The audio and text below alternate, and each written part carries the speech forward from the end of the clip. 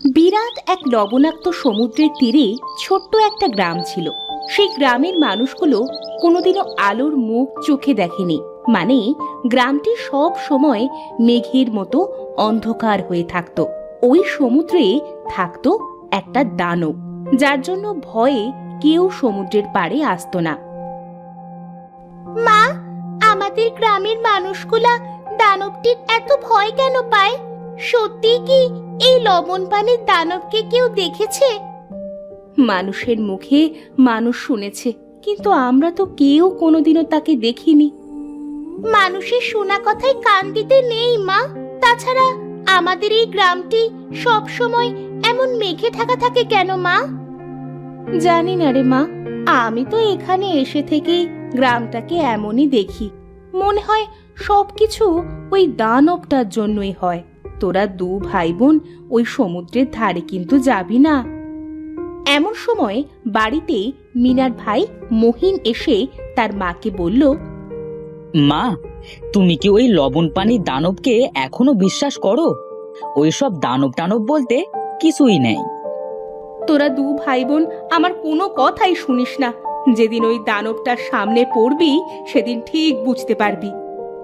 মা, আমি টিনাদের বাড়ি খেলতে যাচ্ছি, বাড়িতে ভালো লাগছে না। যা, কিন্তু তাড়াতাড়ি ফিরে আসিস।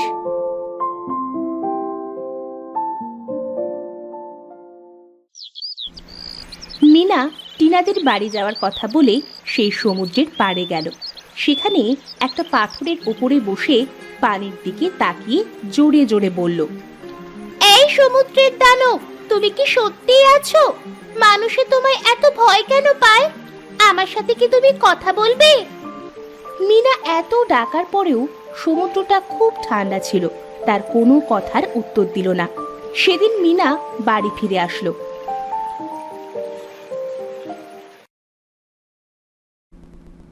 রাতে মিনার বাবা মা ও তারা দু ভাই বোন বসে খাচ্ছিল। তখন সমুদ্রের দিক থেকে বিকট আওয়াজে কেউ মিনাদের বাড়ি এসে থামলো। মিনারা সবাই বাইরে এসে দেখে, বাবা, এত বড় এটা কি? এটাই কি সেই সমুদ্রের দানব? মাগো মা, চোখটা একদম সবুজ। ওগো ওগো, চলো আমরা ঘরে যাই। একে দেখেই তো আমার ভয় লাগছে। তোমরা ঘরে যাও, দানবটিকে আমি দেখছি। তোরা সবাই দাঁড়া, আমি চলে গেলে তবেই তোরা ঘরে যাস। আমি তোদের মধ্যে যে কোনো একজনকে নিতে এসেছি। বল, তোদের ভেতরে কে আমার সাথে যাবে? মানে কি বলছো কি তুমি? আমরা কেউ তোমার সাথে যেতে চাই না। দানবটি মিনার বাবাকে ধরে বলল, তোদের বাবাকে নিয়ে গেলাম, পারলে আমার কাছ থেকে ফিরিয়ে আনিস।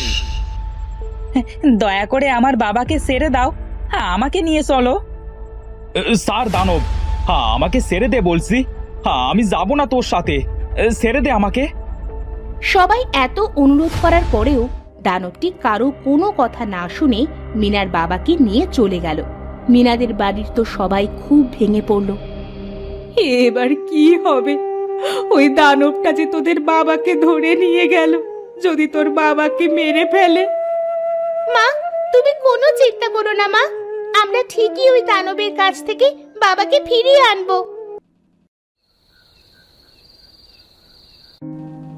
পরের দিন মিনাদের প্রতিবেশী অনেকে আসলো তাদের বাড়ি। পুরো গ্রাম তো এবার ভয়ে আতঙ্কে শিউরে উঠল। মিনার এক প্রতিবেশী দাদি বলল, দাদু ভাই, তোরা পারলে তোর বাবাকে ফিরিয়ে নিয়ে আয়। এই দানবটা যে অনেক দিন ধরে এই সমুদ্রে লবণ পানিতে থাকে। আমার বাবা দাদাদের আমলে শুনেছি, কিন্তু কোনোদিনও দেখি নাই। কিন্তু দাদি, বাবাকে আমরা পাবো কোথায়? দানবটা তো বললো বাবাকে ফিরিয়ে আনতে। ফিরিয়ে যখন আনতে বলেছে, দানবটা হয়তো তোর বাবার কোনো ক্ষতি করবে না। তোরা ভেবে দেখ যে কি করবি। সেদিন মিনা আর তার ভাই সমুদ্রের পাড়ে গেল। মিনা সমুদ্রের পাড়ে গিয়ে বলল, এই দানব, কোথায় তুমি? দয়া করে বেরিয়ে এসো, আমার বাবাকে ফিরিয়ে দাও। আমরা তো তোমার কোনো ক্ষতি করি নাই, তাহলে আমার বাবাকে কেন তুমি নিয়ে গেলে? তাদের এমন ভাবে কাঁদতে দেখে সমুদ্রের ভেতর থেকে একজন মৎস্যকন্যা বেরিয়ে এসে তাদের বলল, তোমাদের দুঃখ আমি বুঝতে পারছি। তোমাদের কান্নার শব্দে যে আমি আর পানির নিচে লুকিয়ে থাকতে পারলাম না। কে তুমি? তুমি কি আমার বাবাকে দেখেছো পানির নিচে? আমার বাবাকে একটা দানব নিয়ে গেছে। আমি জানি তোমার বাবা কোথায়। তুমি খুব সাহসী মেয়ে, তোমার মতো মেয়েকেই ওই দানবের দরকার। মানে আমাকে কেন ওই দানবের দরকার? সেটা তোমাকে ওই দানবটিই বলতে পারবে। তবে কাল পূর্ণিমার রাত, তার আগেই তোমার বাবাকে সেখান থেকে আনতে হবে। তাহলে তুই যাস না বোন, দানবটি যদি তোকে মেরে ফেলে আমি বাবাকে নিয়ে আসবো। না, ও তোমাকে মারবে না। কাল সমুদ্রের পাড়ে মিনা এসে দানবকে ডেকেছিল, তাই তো দানবটি মিনাকেই পছন্দ করেছে। তাহলে আমাকে এখন কি করতে হবে? ওই যে উত্তর পাশে পানিতে যে গোল চক্র দেখতে পাচ্ছ, ওই গোল চক্রটি তোমার দানবটির আস্তানায় নিয়ে যাবে। তোমাকে ধন্যবাদ মৎস্যকন্যা, দানবটির খোঁজ দেওয়ার জন্য। আমি এক্ষুনি যাচ্ছি আমার বাবাকে আনতে। ভাই চল। দাঁড়াও, তোমরা এই তরবারিটা রাখো, তোমাদের কাজে লাগতে পারে। মৎস্যকন্যা তাদের তরবারিটা দিয়ে পানির নিচে চলে গেল। আর এদিকে তারা দু ভাই বোন সাঁতার কাটতে কাটতে পানির গোল চক্রের কাছে চলে এলো। ভাই, আমাদের এই চক্রটির ভেতরে এবার যেতে হবে। তুই প্রস্তুত তো? হ্যাঁ বোন, আমি প্রস্তুত আছি।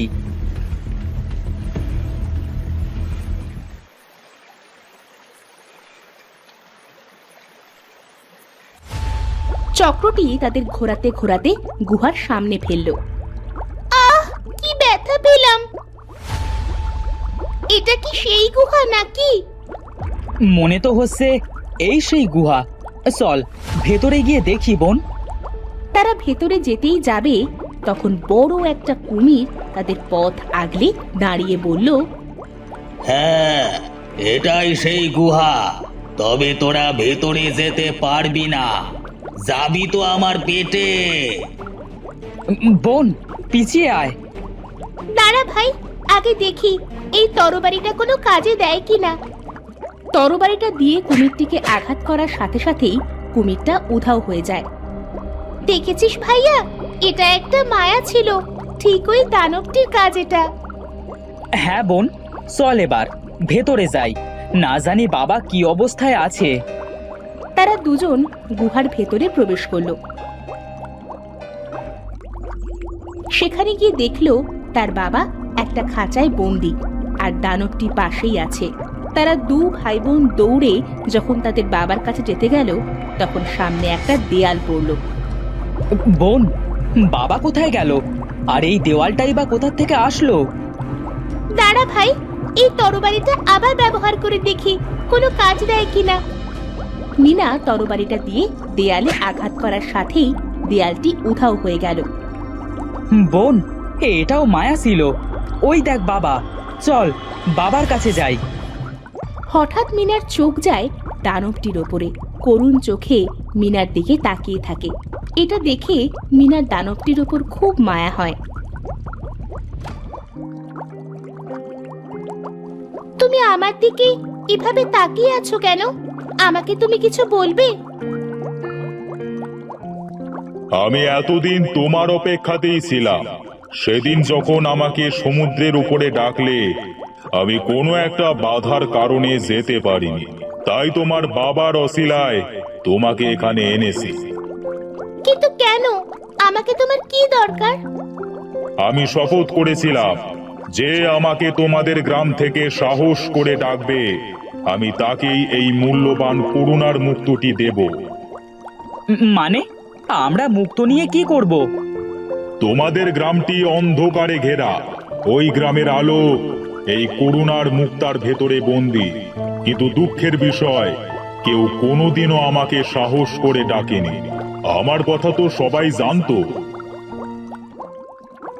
তোমাকে সবাই ভয় পায়, তাহলে কিভাবে তোমাকে ডাকবে? কিন্তু তোমাকে দেখার খুব ইচ্ছে ছিল আমার, তাই তো আমি তোমাকে ডেকেছিলাম। তোমার মনে অনেক সাহস, তোমাকে অনেক পরীক্ষা করেও দেখেছি। এই করুণার মুক্তটির যোগ্য তুমি। নাও, এটা তোমার কাছে রাখো। কিন্তু এটা দিয়ে আমরা কি করব? এই করুণার মুক্তটি তোমাদের গ্রামে নিয়ে গেলেই গ্রামটি উজ্জ্বল আলোয় উজ্জ্বলিত হয়ে যাবে।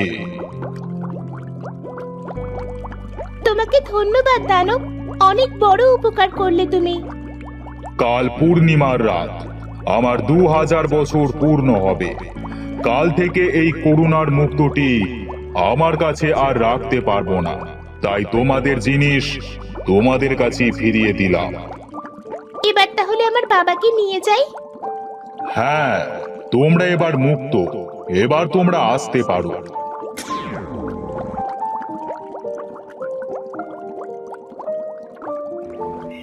মিনা ও মহিন তার বাবাকে নিয়ে সমুদ্রের ওপারে উঠে আসলো।